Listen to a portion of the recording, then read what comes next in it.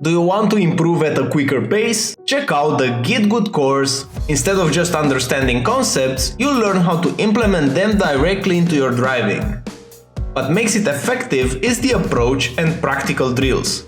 Together, we're gonna focus on breaking down those complex concepts into small digestible bits that are simple to understand. Everything from the course was tested and refined during the years in coaching sessions, so what I ended up with was the ones that I saw were the most effective. Let's elevate your racing skills together.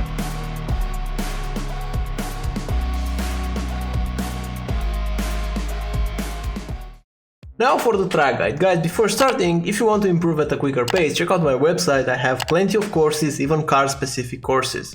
Now going into the track guide itself, for turn 1 my reference for braking will be the 200 meter board. Obviously I'm not braking at the 200, that's way too late, but I'm looking at that marker and I'm braking somewhere in between 300 and 200. Super important, use this space right here. You might see that this grass here, there's a tire mark on it. That's because I was using it in the previous laps.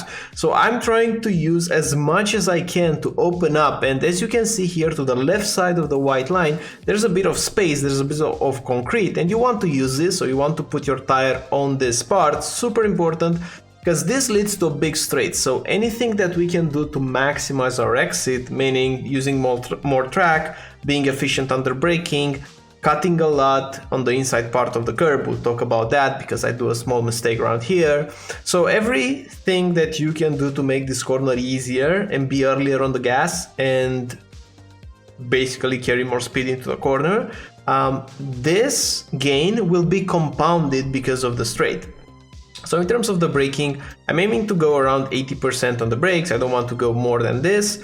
And I want to be in 4th gear, trail braking, and super important around here, if you can put your right tire on this part of the curb, you don't want to go very deep, but if you want to put it like a bit on the right side of this line, somewhere around here where my mouse pointer is at this point, you will have the best exit possible. In this case, I got a bit of understeer, so I wasn't able to position the car exactly as I wanted, and you will see as a result, I'm down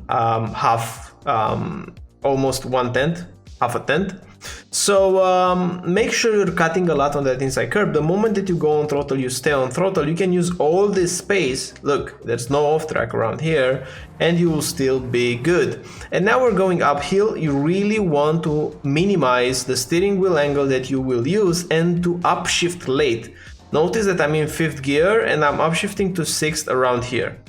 Don't be tempted to just upshift to 6 because you hear the engine revving. Because you're going uphill, if you upshift a tiny bit too early, like 10 meters earlier, you will lose half a tenth on this straight.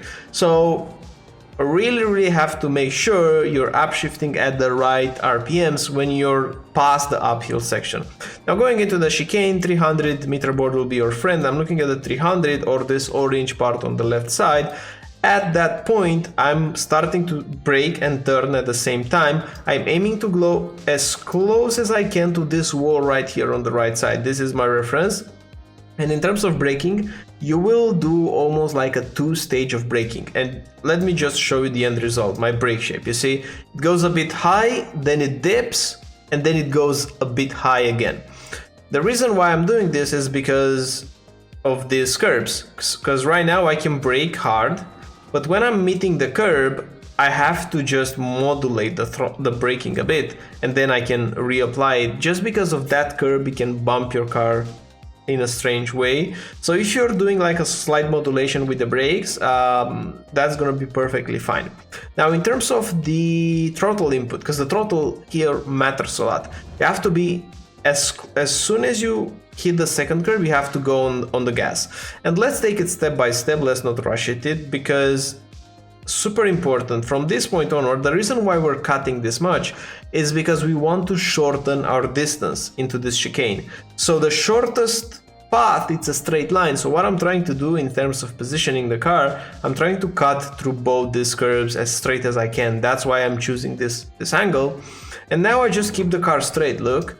and I'm cutting here a lot. Notice that my left tires are almost brushing the grass. This is key because these three curbs, the one that we just saw, this one, and this one as well, you want to stay very tight around here. You don't want the car to slide left or right. You don't want to go like a snake. You almost want to go in a straight line if possible, and if not, you will just make your path as straight as you can. So once again, once we hit this curb, we go back on throttle in fourth gear, and notice that I'm forcing a lot the steering wheel because I want to keep a tight line. I'm mounting this curve and then mounting this one as well. So this is the rhythm around here. The braking and the cutting in that first corner of the chicane will set everything, because if you're not cutting enough, if you're not efficient with the brakes, then everything will be offsetted a bit and you will lose time.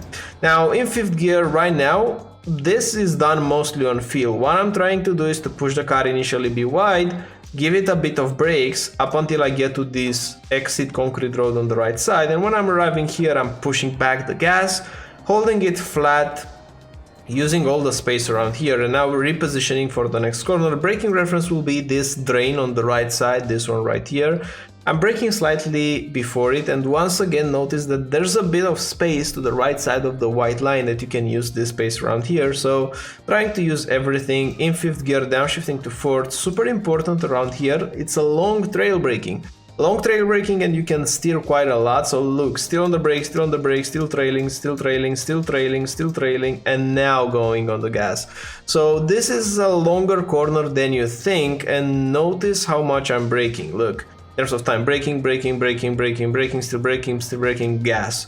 You see, if you're just spiking the brakes and then go early on throttle, you will have to modulate on your way out, and I'm still doing a slight drop, but notice how small this correction is. You want to make this correction as small as you can, use all the track right here, and the same principle will apply for the next corner. Reference for braking will be the 100-meter board.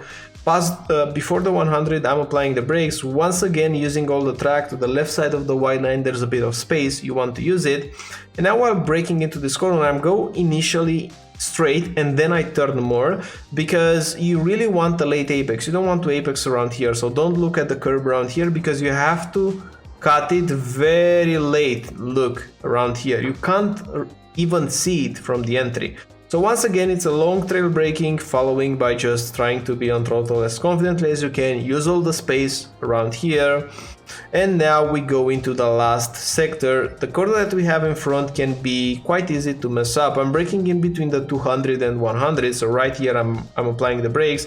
I'm going in fourth gear, trying to clip this part of the curb, pushing the throttle straight away, and it's okay if you go to this part, but don't go all the way to the left. Even though there's more space around here, don't use it. If you arrive here, you will travel such a longer distance that you can't make it up on your way out. So make sure you're balancing it.